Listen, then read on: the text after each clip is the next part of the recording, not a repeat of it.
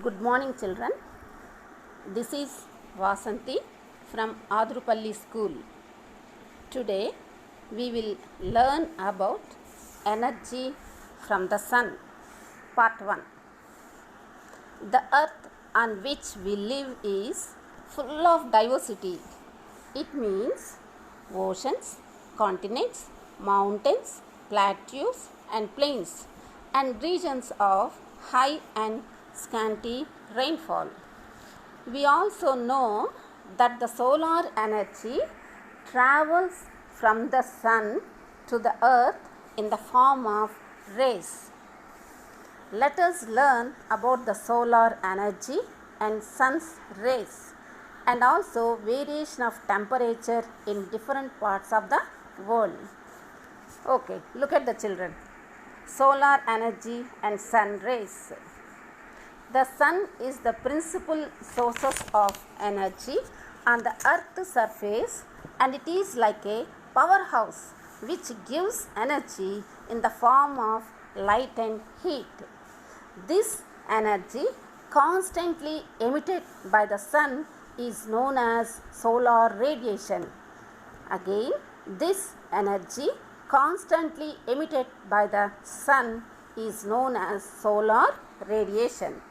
When a body gives out energy is called radiation.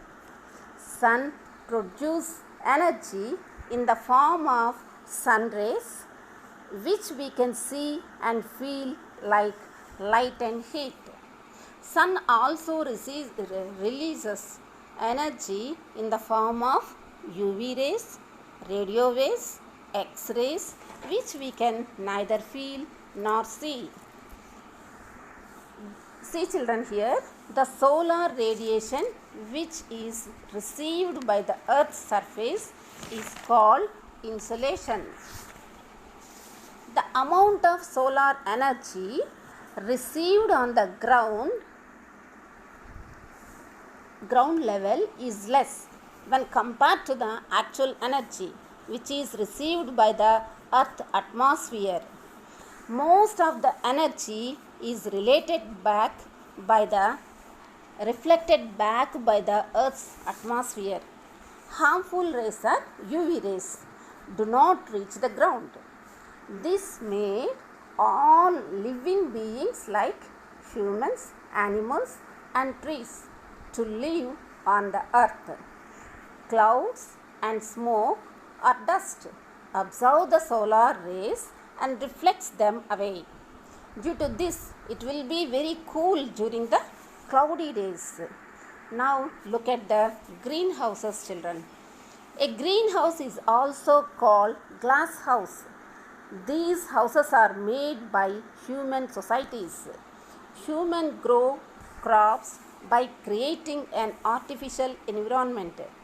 In these houses, we can grow vegetables and fruits in the very cold regions by building greenhouses.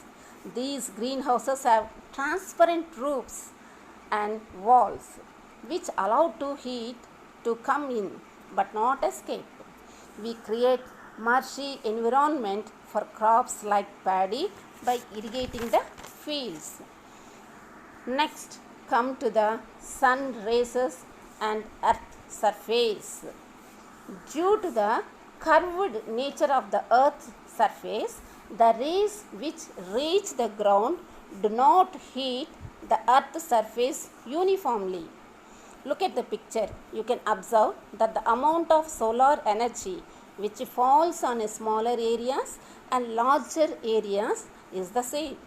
However, it gets warmer on the equator than near the poles because of the curved nature of the earth.